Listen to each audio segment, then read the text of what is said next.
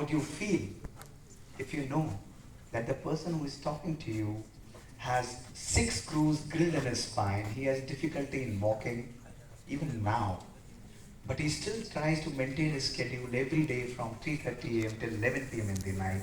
That's the power of thought, and that's the power of spirit. We are all made of spirits. And today, I'm going to take you on a very beautiful and rejuvenating journey. When we talk about yoga and meditation, it's all about your knowledge, your patience, your motivation, and above all, your attitude. Today I'm going to take you on one of the most revealing journeys of your life. This is my story, my dear friends. I must emphasize, as I've been hearing so many stories, that science and spirituality are not working against each other, but they are working in harmony with each other. And I also started my journey like a kid. Once upon a time, like a little child, very innocent, playful, in school, full of joy, full of love, and full of happiness. But as everybody was told, and I was also programmed that life is not about this. Life is about chasing success, and life is about chasing happiness. And I started running very beautifully. I ran perfectly. I achieved and dreamt of so many things, and I could attract success magnetically towards me. My life was full of fulfillment, of materialistic things and everything going on perfect.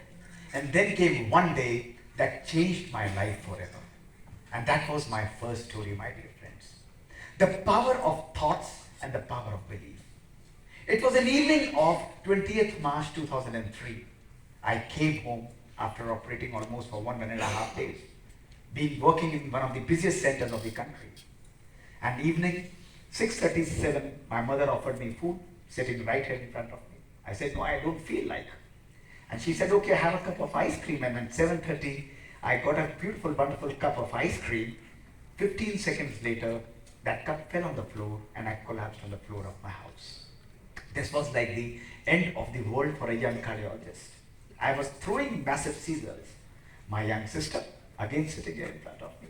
They all lifted me up, put me into the car, and rushed me to the hospital.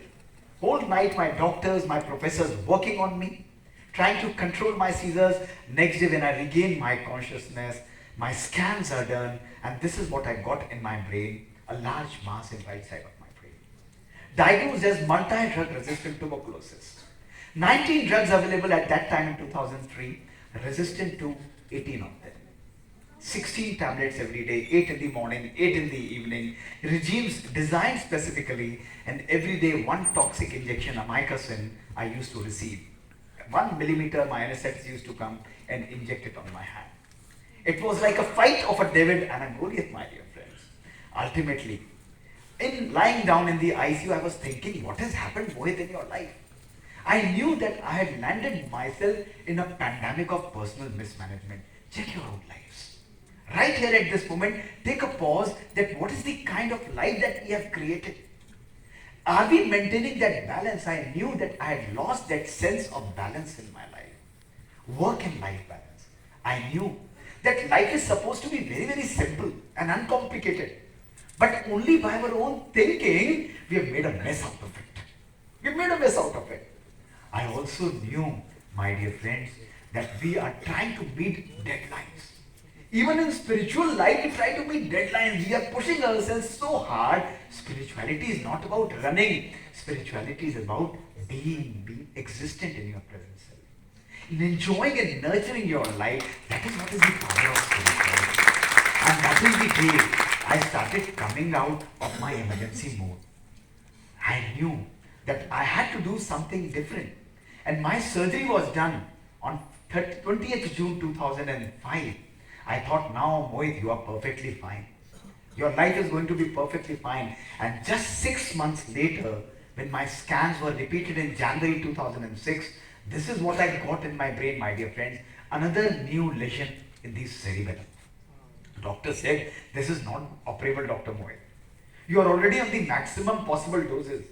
I was being rushed from one place to the other, satisfying so many spiritual gurus, running from every place. I was smiling because I knew God is there always at backup. I was following Brahmacharya right from my beginning. I used to practice Raj Yoga meditation, and that is the day I knew that old ways are not going to open new doors. I have to do something new for me. One of the very senior yogis of our Brahma Kumaris, Dadi Gulzar, whom I fondly remember, who has nurtured me right from my childhood, I went to her and said, Dadiji, this is what had happened. And you know, she took only 2 minutes to talk to me very politely and smilingly said, Mohit, you are a yogi, why don't you use the power of yoga to heal yourself?